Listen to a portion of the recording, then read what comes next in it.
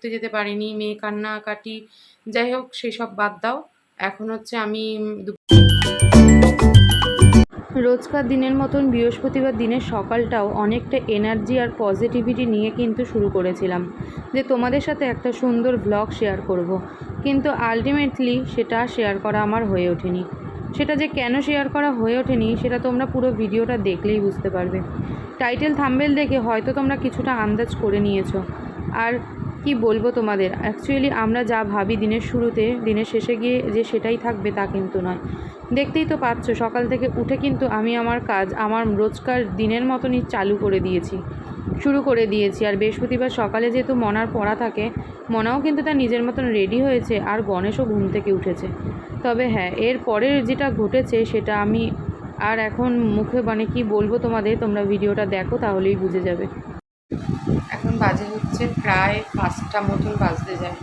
আজকে সকাল থেকে ভিডিও করার মতন কোনো রকম পরিস্থিতি ঘরে ছিল না, সেই জন্য সকাল থেকে একটুখানি শ্যুট করার পরই এমন পরিস্থিতি তৈরি হলো যে আর ভিডিও কন্টিনিউ করতে পারিনি। এখন বাজে 5টা, এখন একটু পরিস্থিতি ঠিক হয়েছে, সেই জন্য ভাবলাম যে তোমাদের সামনে আসি। আর আজকে তো কোনো রকম ভিডিওই করতে পারিনি, আর আমার দুদিনের ভিডিও হাতে রয়েছে, সেই জন্য কোনো প্রবলেম নেই। প্রবলেম থাকলেও কিছু করার ছিল না, হয়তো ভিডিওটা আমার আজকে অফই দিতে হতো। সকালবেলা আমি যখন ঘুম থেকে উঠেছি তখন গণেশ ঠিক ছিল, কোনো সমস্যা ছিল না। আমি মেয়েকে ডাকলাম, মেয়ে স্কুলের জন্য, তো তোমরা তো জানো মেয়ে পড়ার জন্য রেডি হচ্ছিল, উঠলো। ঠিক তার পরের মুহূর্তে গণেশের হঠাৎ করে তলপেট, কোমর এমনভাবে খিঁচ ধরে ব্যথা হয়ে উঠেছে যে সে না পারছিল উঠে বসতে, না পারছে দাঁড়াতে, না পারছে শুতে। ঘরে একরকম কান্নাকাটি শুরু হয়ে গেছিলো। এদিকে আমি মেয়ে দুজনেই কান্নাকাটি করছি, আর ওদিকে গণেশ শুধু ছটপট ছটপট করে যাচ্ছিল। তারপরে বাবা আসলো, বোন আসলো, বড় মামা আসলো, আমরা ডাক্তার ডেকে আনলাম, ডাক্তার বাড়িতে আসলো, এসে গণেশকে দেখলো, ইঞ্জেকশান দিল। টয়লেট, পটি সমস্ত কিছুই বন্ধ হয়ে গেছিলো, কিছুই হচ্ছিল না। তারপর প্রচণ্ড পরিমাণে গ্যাস হয়ে গেছিলো। তারপর ডাক্তার দেখে যাওয়ার পর বমি হলো, আস্তে আস্তে শরীরটা, তারপর ঘুমালো, তারপর শরীরটা একটু ঠিক হয়েছিল। তো কোনো রকম পরিস্থিতি ছিল না যে ফোনটা ধরবো, ধরে ক্যামেরা অন করে ভিডিও করব। সত্যি কথা বলতে এই মুহূর্তগুলোয় অনেকে ভিডিও করে, অনেকে সেগুলোকে ক্যামেরাবন্দি করে। আমি জানি না তারা কীভাবে এই সিচুয়েশানগুলোতে ক্যামেরাবন্দি করে। আজকে এরকম একটা পরিস্থিতির মুখে পড়ে আজকে আমার মনে হচ্ছে যে এই মুহূর্তে লোকে কি করে ক্যামেরা অন করে, কি করে কথা বলে, কি করে দেখায় যে এই যে আজকে আমার এই হয়েছে, আজকে তার এই হয়েছে, জানি না। ওই মোমেন্টটা আমার মনে হচ্ছিল যেন কি হয়ে যেতে পারে। সত্যি কথা বলতে যে পরিমাণে গরম পড়েছে, কি যে হতে পারে মানুষের, সত্যি আমরা নিজেরাও কল্পনা করে উঠতে পারছি না।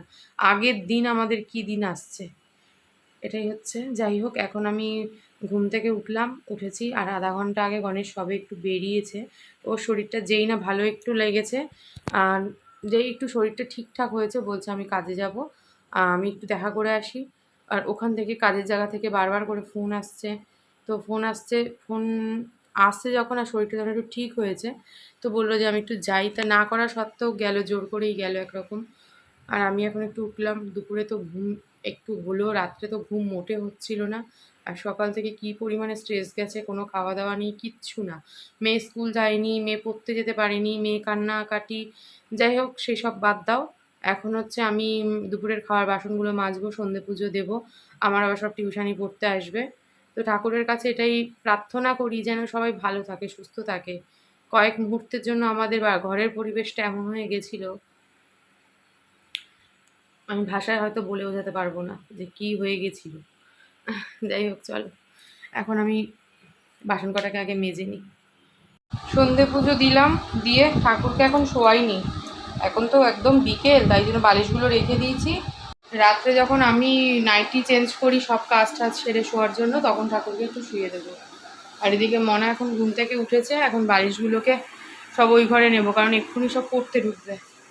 আমি হচ্ছে চুলটাকে ঠিক করব, চুলটা তো পুরো কাকের বাসা হয়ে রয়েছে। আর দেখি যদি মনা একটু চা খায় বানাবো, আর না হলে পরে চা বানাবো। জল খেয়ে খেয়ে পেট ভরে যাচ্ছে, চা খাওয়ার আর কোনো ইচ্ছা নেই। আজকে যেন কোনো কিছুরই আর এনার্জি নেই, শুধু টিউশানি না করালেই নয়, তাই করাতে হবে। চলো, মনা আর আমি দুজনেই এখন শুধু জল খাচ্ছি, গিলাস ভরছি আর জল খাচ্ছি।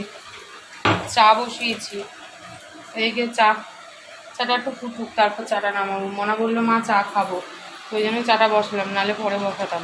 কালকেও এরম করেছি, কালকেও চা খাইনি, চা খেয়েছি টিউশন পড়াতে পড়াতে এক কাপ উঠে চা বানিয়েছি। মানে জল খেয়ে খেয়ে পেট ভরে যাচ্ছে, চা খাবো কী করে আর। এই যে চা করেছি, চায়ের সাথে আমি আর কিছু খাবো না, আমার আর চায়ের সাথে কিছু খেতে ইচ্ছে করছে না।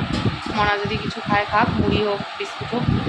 আমার এখন মনে হচ্ছে কি আমি চুপ করে শুয়ে থাকি, সকাল থেকে এত টেনশান গেছে তো, দেখো ঘেমে গেছি, সকাল দিয়ে এত টেনশান গেছে তো, এখন আর আমার পড়ানোর মতন মনটাও নেই।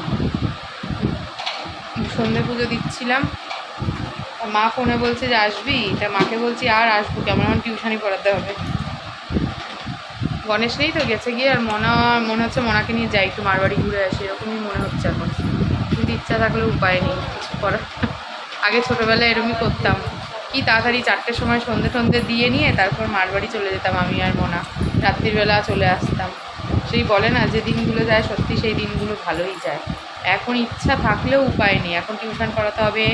মনা সকাল দিয়ে পড়তে বসতে পারিনি, এমনকি পড়তে যেতে পারিনি, স্যার খুব রেগে গেছে। তারপর স্যার যখন শুনলো তারপর আর কিছু বলেনি, কিন্তু একদম সেকেন্ড ইউনিটে শুরু না, এখন তো সিলেবাস জাস্ট শুরু হচ্ছে, এখনই যদি অ্যাবসেন্ট করে তো সেই জন্য এখন মনা পড়তে বসবে। এখন ইচ্ছা থাকলে আর উপায় নেই যাওয়ার। বলছে চলো না ঘুরে আসি দিম্মা বাড়ি গিয়ে। ও তো ইচ্ছা হলে যেতেই পারে সাইকেল চালিয়ে। চলো চা খাই, খেয়ে টিউশনটা পড়িয়ে নিই। টিউশন পড়িয়ে জাস্ট উঠলাম, এখন মনাকে দিয়ে বললাম মনা খাটটা একটু ঝাড়, আমি আর ঝাড়তে পারছি না, আমার আর ভালো লাগছে না খাটটা। মনা ঝাড়লো, মাদুরগুলো তুলে দিলাম। এখন কালকে সবজি কাটবো, আর গণেশ এখনও আসেনি, আসলে পরে ওর ওষুধ আছে, ওর ওষুধের এই দেখো, এখন ওর ওষুধের জন্য আবার এই একটা বেরিয়েছে। এখন ওর 7 দিন মতন ওষুধ থাকবে, সেই ওষুধের চলবে আর কি। ওষুধ সন্ধ্যেবেলা একটা ওষুধ ছিল, সেই ওষুধ আর খাননি, কারণ আসেই তো নি এখনও। দেখি কখন আসে, ফোন করি একটা। আর আমি হচ্ছে 10 মিনিট শোবো, একটু শুয়ে তারপরে যাবো হচ্ছে সবজি কাটতে।